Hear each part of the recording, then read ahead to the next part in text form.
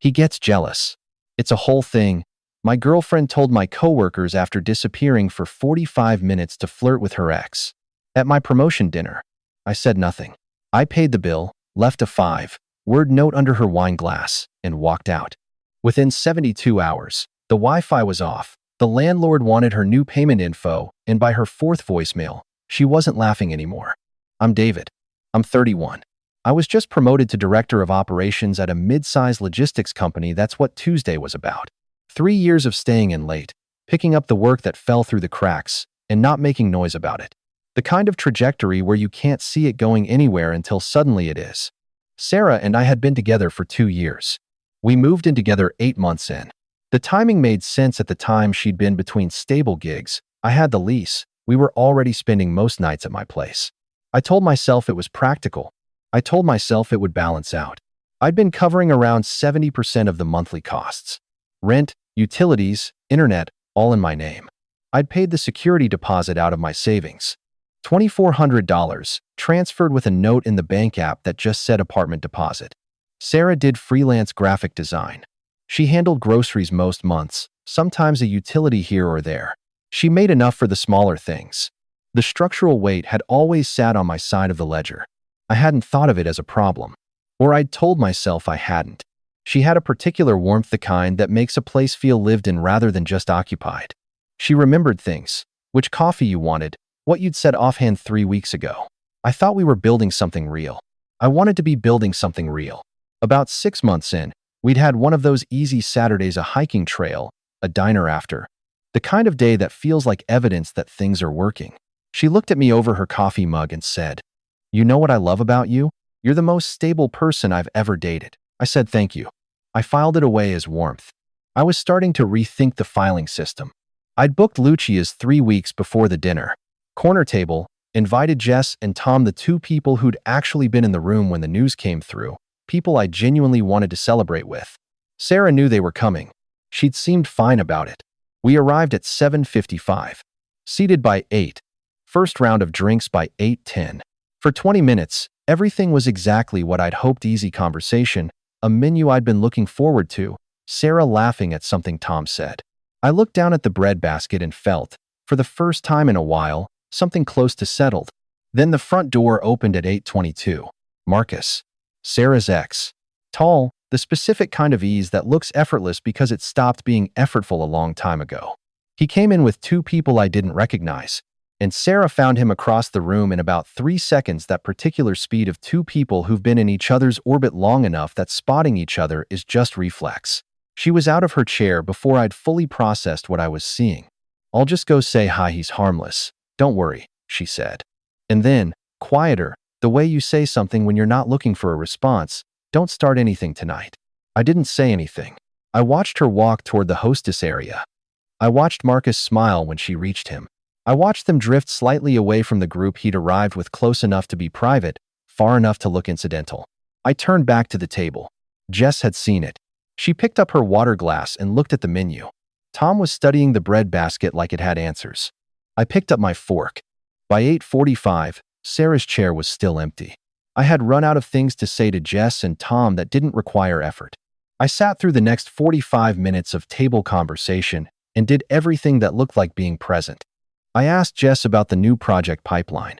I asked Tom about the conference in Austin he'd mentioned. I answered questions. I laughed when something was funny. I did all of it correctly, and none of it registered.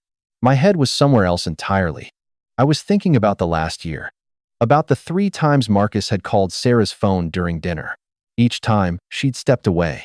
She always came back with some version of the same explanation: he's going through something, or he just needed to check in, something that made it sound like she was doing him a small, obvious favor that reasonable people would understand.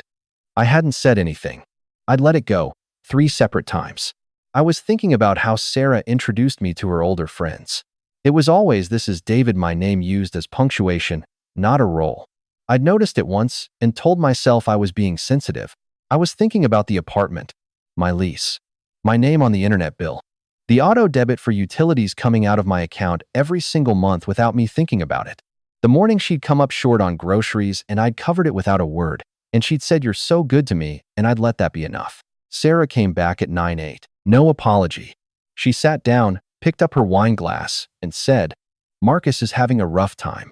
Someone had to talk to him." She said it the way you'd explain a delayed flight.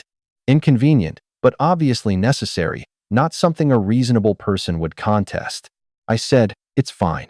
I'd been saying that for 2 years. I'd said it so many times that I'd stopped noticing when it stopped being true." The table picked back up. Jess talked. Tom laughed at something. Sarah poured a little more wine and joined back in, warm, easy, like she hadn't just spent 45 minutes at the bar while the rest of us made careful conversation at her boyfriend's promotion dinner. I sat in it and thought, I have been performing "it's fine" for so long I've forgotten what fine actually feels like. Sarah ordered another glass of wine. The second one loosened her up. She was warmer, easier. She was being charming in the way she could be when the evening was going the direction she wanted. Tom, probably trying to lift the energy, raised his glass. "Big night for you, David. 3 years in the making." I said thank you.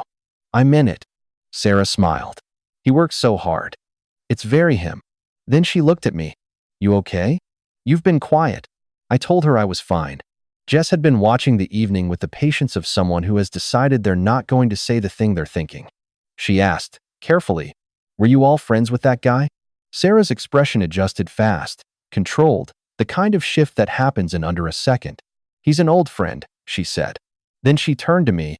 "Don't make this a thing." She said it in front of Jess and Tom. Not raised. Almost conversational, like she was correcting a recurring habit of mine. Not drawing a line like she'd had to navigate this before and was doing it efficiently this time. Then she turned slightly toward Jess, dropped her voice just enough to be felt, and said, "He gets like this when I talk to guy friends. It's a whole thing." Small laugh. The kind that signals, "I've learned to work around this. It's fine. He'll settle." Jess looked at me. Tom looked at his plate. I looked at mine. I hadn't said a single word.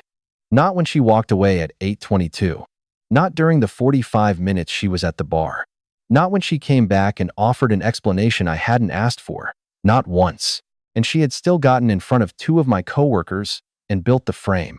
"David is the jealous one. This is a known issue. I'm managing it." That's what I kept coming back to while I stared at my plate. The trap was clean. If I said anything now, I was making it a thing proving her point, confirming the frame she'd just set. If I stayed quiet, the frame stood anyway. Either way, she held the story. I excused myself from the table. The restroom at Lucia's is down a short corridor with framed prints of the Italian coast along the walls. I stood at the sink. I ran cold water over my wrists. I looked at myself in the mirror for a moment longer than necessary. Then I opened my banking app. I wasn't looking for anything specific. I just needed to see it all laid out flat the way a set of numbers looks when you stop hoping they'll resolve themselves and you actually read them. Rent. My auto debit, 70% of the monthly total. Utilities, my account. Internet, my name on the account, my credit card on file, auto pay going out every month without me thinking about it.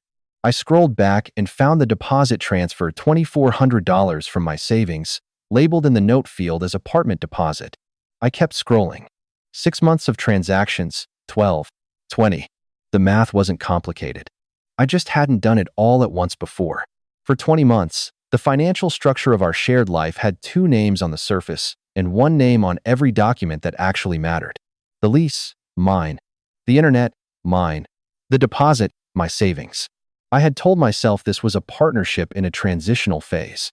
Standing at that sink, I stopped lying to myself about that. I wasn't her partner in the way I'd understood that word. I was the infrastructure beneath a life that had her name on the surface and my name on the foundation. The lease, the internet, the deposit, the utilities, all of it ran on my credit, my consistency, my willingness to keep saying it's fine.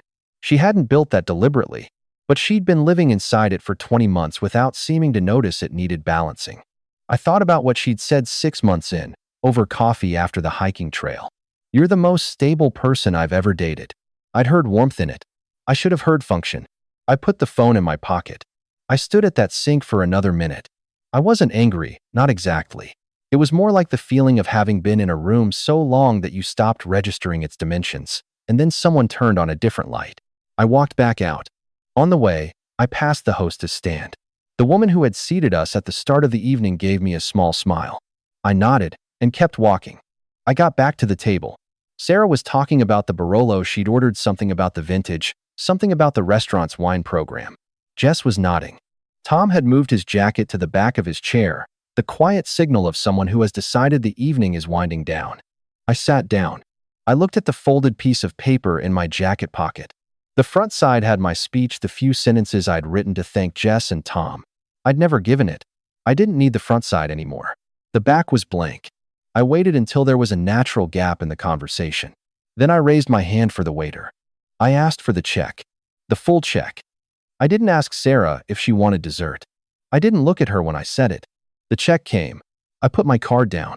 While I waited for it to come back, I took the folded paper out of my jacket pocket, turned it over to the blank side, uncapped the pin the waiter had left with the bill. 5 words. I folded it once and slid it under Sarah's wine glass, the one still half full. The one she'd put down when Marcus walked in and never quite picked back up the same way. The card came back. I signed it. I stood. I put on my jacket. I looked at Jess, then Tom. "Dinner's covered," I said. "I'm glad you both came." I meant that. They'd come out on a Tuesday night to celebrate something with me, and they'd sat through a quiet hour of careful table conversation without making it worse. That mattered. I shook Tom's hand. I looked at Jess for a moment. She looked back in a way that said she understood more than she was going to put into words tonight. Then I walked to the door. I passed the hostess stand. The same woman smiled at me again. I nodded. I pushed through the door. The evening air was cooler than I expected. I stood on the sidewalk for a second, keys in my hand, and then I walked to my car. I didn't look back at the restaurant. There was nothing to look back at. I didn't start anything. Jess told me later what happened after I left. Sarah had stepped outside at some point. She and Marcus had moved out for air or privacy, by Jess's account. When she came back to the table, she noticed the quiet first, then the empty chair, then the folded piece of paper under her wine glass. She picked it up. She read it. 5 words. Didn't start anything. Just finished it. Jess said her face did something she couldn't quite name. Not anger, not right away. More like the expression of someone who was mid-sentence when the sentence stopped applying. She looked up as though she expected me to still be standing there. I wasn't. She called me. Voicemail. She called again. Voicemail. Then she said to Jess, "He's being ridiculous." Jess didn't say anything. Tom didn't either. The table went quiet in the way that only happens when everyone has decided not to say the thing they're thinking. That silence wasn't agreement. It wasn't disagreement. It was just 2 people declining to confirm a version of events they'd watched with their own eyes. Sarah left the restaurant not long after that. I drove home with no music on. Somewhere around the 3rd red light, I noticed. I felt something I hadn't expected. Not rage, not exactly relief, but something closer to the particular quiet of a decision that's already been made and doesn't need revisiting. I got home. I changed out of my dinner clothes. I sat at the kitchen table with my laptop. 3 things. In order. First, I opened my email and wrote to the property management office. I kept it professional, confirmed the lease was in my name, asked about the process for not renewing at the end of the term, noted that I'd need to make changes to the occupancy arrangement. No emotional language. Nothing that needed explaining. I hit send. Second, I opened the internet provider's website. My name on the account. My card on file. I canceled the service, scheduled for termination in 72 hours. The confirmation email came back in about 4 minutes. I closed the tab. Third, I packed a bag. Enough for a week. I texted Kieran. He said come over without asking any questions. I was out the door before Sarah got home. The next morning I was on Kieran's couch with a coffee, and I listened to the 4 voicemails. The first came in at 10:14 the night before. Her voice was tight and surface-level calm, the specific tone of someone who is managing a situation rather than feeling it. "David, seriously, call me back. This is embarrassing." The second came at 10:52. "Fine. I know you're upset. Call me and I'll explain." It wasn't what it looked like. Marcus and I were just talking. She offered the explanation without being asked for it. I hadn't said a word to her all night, not when she walked away, not when she came back, not when she told 2 of my coworkers I was the jealous one, but she was already explaining herself. People explain themselves when they know they did something. The third came the next morning at 8:31, and the voice had changed. The managing was gone. "Wait, why is the internet off? Did you cancel it? David, what did you do?" The fourth at 11:17 a.m. The landlord's office called me this morning. Something about the lease. David. A pause. Call me. Please. That last word came out differently from everything else. I sat with my coffee and listened to all four of them twice. Here's the thing. If the night at Lucia's was nothing if I genuinely overreacted to a friendly conversation between old friends, if this was just another case of me getting like this, then there would be no lease problem. There would be no internet problem. The panic in those last two messages wasn't about losing me. It was about losing what I'd been providing. She left 4 messages. Not one of them said she missed me. Sarah tried the story. The one where I'd had a jealous meltdown over a completely normal conversation with an old friend. She tried it with a few people in our shared orbit. But Jess and Tom had been at that table. They weren't my inner circle. They were coworkers. They had no particular reason to go to bat for me. What they did was simpler than that. They just remembered what had actually happened. When people asked, their version was, "He paid the bill and said goodnight." That was accurate. It was also sufficient. A story that requires everyone in the room to agree stops working the moment 2 of those people start going quiet at the right moments. The lease situation resolved without me saying anything beyond that one email. The property management office sent Sarah a letter confirming that the current lease in my name would not be renewed at the end of the term. She was not listed as a tenant. She would need to make her own arrangements. None of that was me taking something from her. It was me removing my name from a document that had always been mine to remove. The internet was off for 3 days. Then she set up her own account. That took about an hour. Also, not a punishment. Just a name no longer attached to a monthly payment. I moved into a short-term rental a few weeks later. My name on everything. I had the money to do it. I'd always had the money. I'd just been spending it in 2 people's names when only one of us had signed anything. A few weeks after that, Jess and Tom and I had dinner. Different restaurant, nothing expensive, easy conversation. Halfway through the meal, Jess put her fork down and said quietly, "For what it's worth, I thought you handled it well." I said thank you. I meant it. I never responded to Sarah's messages. I didn't block her. There was no statement in that. No drama. I just didn't respond. There was nothing to say that the note hadn't already said. She found a new place. She set up her own internet. Her name on her own lease. These weren't things I arranged. They were just what happens when the infrastructure is gone and there's nothing left to stand on. I think about that word sometimes. Stable. She'd said it like it was a compliment. I'd taken it like one. But sitting in my own apartment now, with my name on everything and no one else's expenses running through my account, I think I finally understand what she actually meant by it. She needed a safe choice. I needed to be chosen. Those aren't the same thing. I closed my laptop. I poured a second coffee. I went to work,